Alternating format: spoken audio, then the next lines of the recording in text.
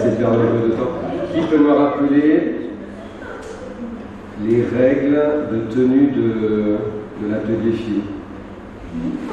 Comment tient l'atelier philo? Quelles sont les règles de comportement pour l'atelier philo? Parce que j'ai l'impression que ça va vite s'oublier. On doit s'écouter, c'est-à-dire que quand quelqu'un a la parole, on le laisse aller jusqu'au bout de son raisonnement, de son idée. Si on n'est pas d'accord, on peut exprimer son avis, on peut aussi le dire si on est d'accord. Mais si on n'est pas d'accord, mais à condition de quoi? De dire le pourquoi, ça s'appelle comment? Quand on explique pourquoi. Et donner une raison, c'est avec des explications. C'est quoi le verbe? Je vous demande toujours de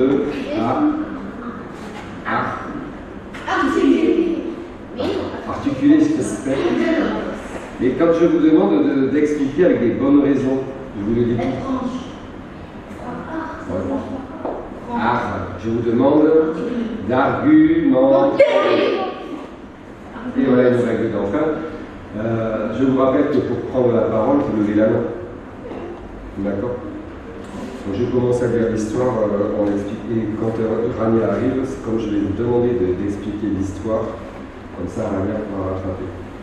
Le titre, l'anneau de Gigès.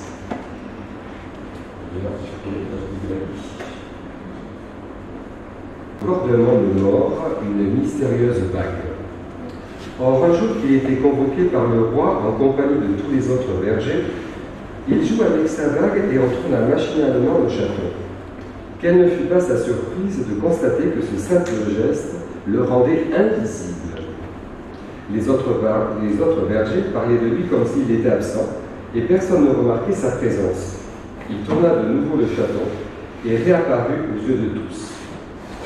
Les jours suivants, il renouvela l'expérience et fut alors convaincu du pouvoir magique de sa bague. Alors, quel est le pouvoir magique de cette bague? Voilà. Son pouvoir magique est de faire le droit invisible. Elle a le pouvoir de rendre invisible. Alors, si vous devez me raconter l'histoire rapidement, parce qu'elle est très courte. Oui, Manuel.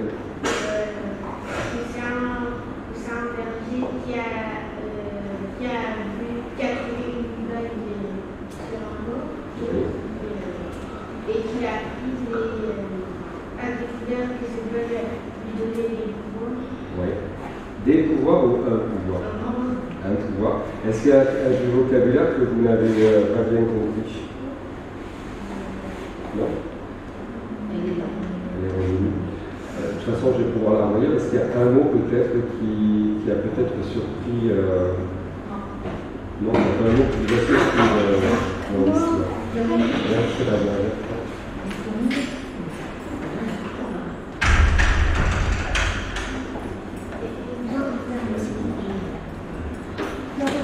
C'est quoi, je relis l'histoire.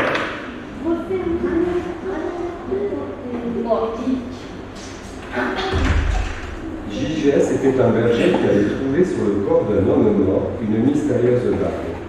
Or, un jour qu'il était convoqué par le roi en compagnie de tous les autres bergers, il joua avec sa bague et en tourna machinalement le chaton. Quelle ne fut pas sa surprise de constater que ce simple geste le rendait invisible. Les autres bergers parlaient de lui comme s'il était absent, et personne ne remarquait sa présence. Il tourna de nouveau le chaton et réapparut aux yeux de tous. Les jours suivants, il renouvela l'expérience et fut alors convaincu aussitôt du pouvoir magique de sa bague. Il n'y a pas un petit mot là quand même qui se... Oui. Machinalement. Non. Ça veut dire quoi, machinalement? Comme d'habitude. Oui, comme vous savez, quand vous avez un petit peu de tic là avec votre stylo, vous faites clic-clic, là, vous le faites machinalement, sans vous en rendre compte. Donc, mais il n'y a pas un mot qui est un peu spécial pour une bague? Chaton. Le chaton, c'est quoi un chaton?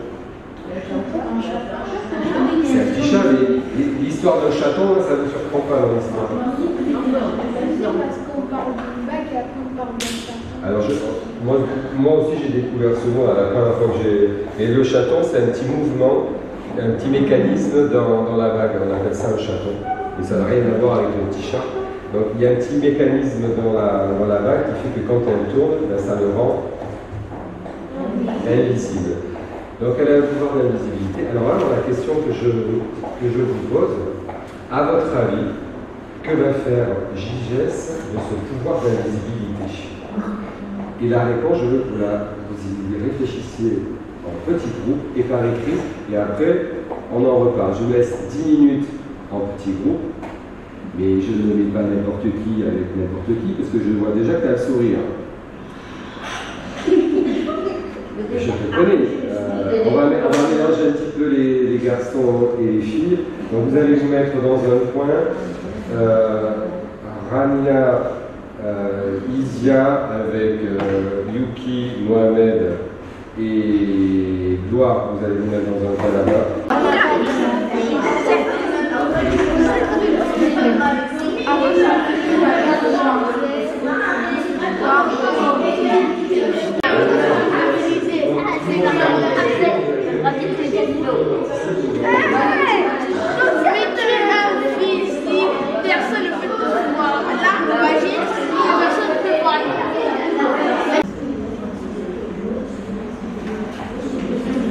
Le troisième groupe, une autre idée? Jérémy, est-ce que vous avez une autre idée? Il n'a pas déjà été donné. Et moi, j'ai fait l'idée de donner, qui de fasse assigner tout le monde. Après, il vit seul sur le monde.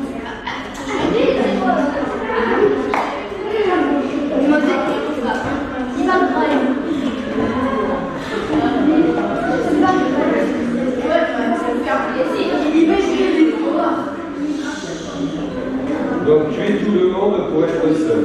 Oui.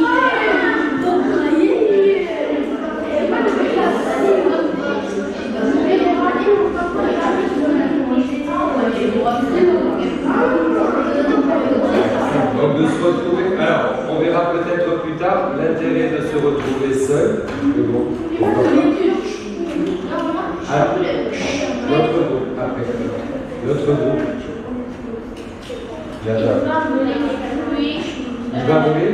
Il va voler les fruits du champ et voler les moutons et la nourriture. Donc il va voler, on est toujours dans voler l'argent au roi, voler la nourriture. D'accord. Une autre idée, le groupe du 7. Gala, il y avait une autre idée? Il va faire bien à tout le monde. Il va faire faire à tout le monde qui sera dans la. Qui va tomber dans la. Tu veux faire peur? Il va faire peur à tout le monde. Faire peur, mais pour les terroriser? Voilà, moi je vais bien. Ou pour faire une blague? Pour faire peur aux gens, pour leur faire peur, terroriser, pour terroriser. D'accord. Est-ce qu'il y a un groupe qui a une autre idée qui est nouvelle ici? Chut. Quelque chose d'autre qui n'est pas dans... Alors on a volé, la vengeance, détruire le monde, voler l'argent, tuer tout le monde pour être seul, faire peur, donner de l'argent aux associations, rendre le pouvoir au roi, mais voler de l'argent pour donner aux pauvres. Alors est-ce qu'il y a quelque chose de nouveau, Marine Marcel? Tuer toutes les personnes qui n'aiment pas. Toutes les personnes qu'on n'aime pas, donc on revient sur la notion de vengeance. Pourquoi tu tues? Alors ça on va en discuter, ça relève beaucoup le mot tuer ici. Il pourra faire des tours de magie avec sa balance. Il pourra faire des tours de magie. Pourquoi pas? Emmanuel. On s'écoute. Il pourrait utiliser son pouvoir d'invisibilité pour faire comme s'il faisait des miracles et qu'on le respecte. Miracle. Des miracles pour le respect.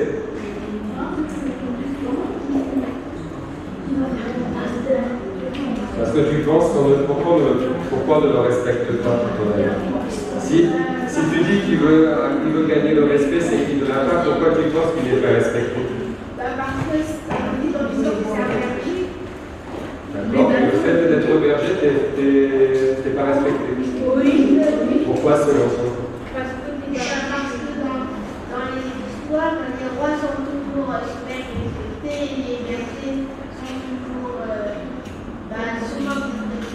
D'accord, donc toi dans les histoires, les bergers ont un petit peu le numéro 1 et ils sont moins respectés ou pas respectés vis-à-vis des rois. Une autre idée? Il pourrait découvrir le secret du gouvernement mondial. Découvrir des secrets.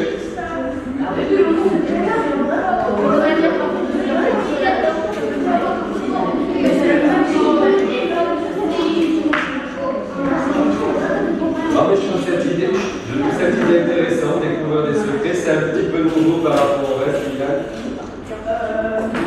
Lire le meilleur esprit du roi. C'est quoi? Lire le meilleur esprit du roi. Il a L'esprit du roi.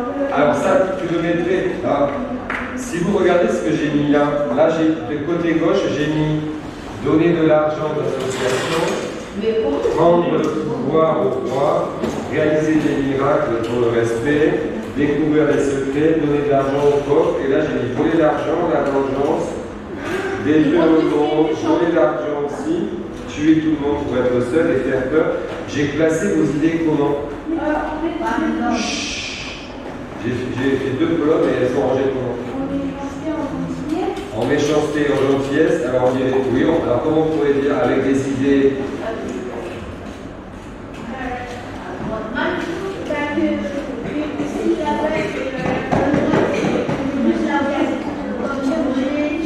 Donc on dirait que tout ce que j'ai mis, tout ce que j'ai mis à droite, c'est plutôt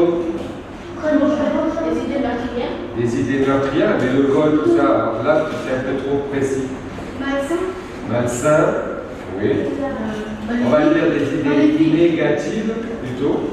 Donc là, on est plutôt dans des idées négatives, et là, plutôt dans des idées positives. Mais vous ne remarquez pas quelque chose, vous, entre là et là? Bon, je ne t'ai pas donné la parole. Du côté gauche, c'est là où c'est ce que nous on faire, et du côté droit, c'est... Ah non, vous ne m'avez pas dit ce que vous voudriez faire. Là, vous parlez de ce que ferait JGS. Mais qu'est-ce qu'on remarque ici, là? Bon, à gauche, il y a moins d'idées, et à droite, il y a plus d'idées. Oui, et vous avez plus d'idées négatives que d'idées positives. Donc, si j'en reviens à la question numéro 2, que feriez-vous si vous aviez une journée, pendant une journée? Ça veut dire vous penseriez forcément des choses négatives. Non.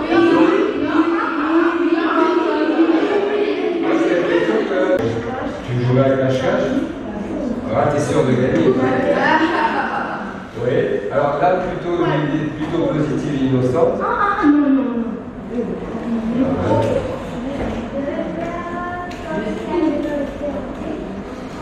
Tu ferais comme si la maison était hantée pour faire des blagues. Mohamed.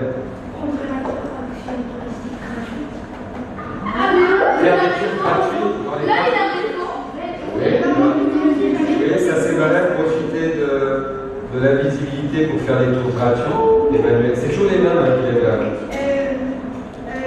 Utiliser des programmes de visibilité pour être un agent du FBI. Pour être un escroc, il va essayer pour des affaires. Alors. Asseyez-vous. Si j'avais là-bas pendant une journée, je voulais tout l'argent des milliardaires. C'est donc toi tu voudrais pour être riche. D'accord. Moi, si j'avais la banque, j'aurais fait un business pour gagner beaucoup d'argent. Donc tu gagnerais de l'argent au monde d'un business, mais du coup de manière honnête. Du coup, Milan.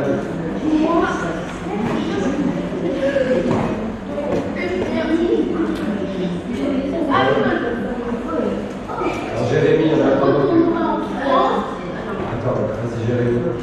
Moi, si j'avais la dollars pendant une journée, le matin, je serais à l'armée, après j'allais voler des armes, après j'allais faire des actes terroristes.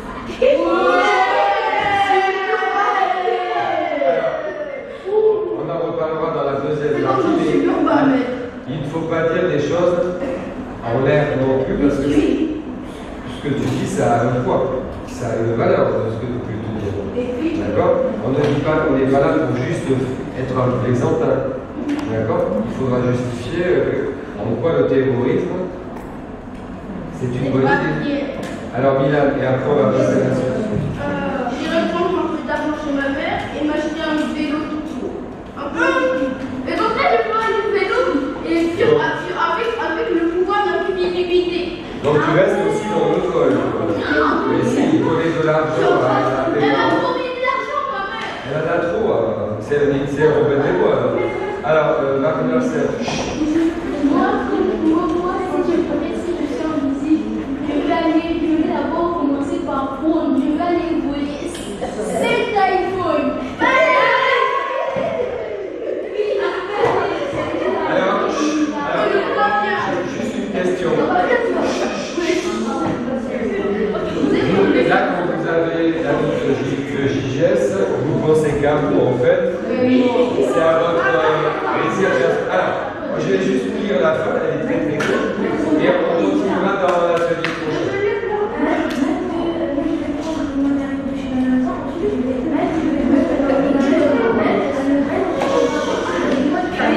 Toi, tu veux donner de l'argent pour envoyer des sciences, toi, mais c'est une très bonne idée aussi. Alors, on s'assoit. Oh, s'il vous plaît, vous êtes filmé. Merci. On s'assoit, voilà. Je vous prie à faire l'histoire parce que c'est l'heure. On va reparler, je sais que je la garde. Alors, les jours suivants, il renouvela l'expérience et fut alors convaincu du pouvoir magique de sa bague. C'est là dans cette arrivée. Aussitôt, de noirs dessins lui vinrent en tête. Il se mit à envier le roi et ses richesses. Il retourna au palais où il fit en sorte de séduire la reine. Puis, profitant de son invisibilité, il tua le roi et s'empara du trône.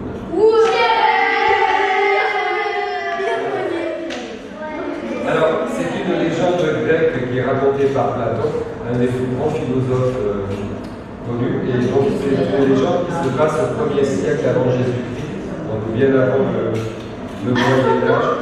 Donc, non, c'est une légende.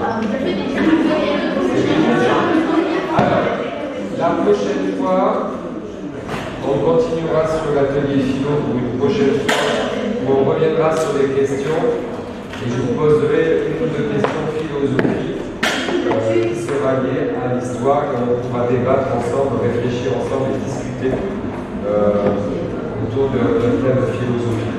D'accord? Sans faire de bruit, en chuchotant.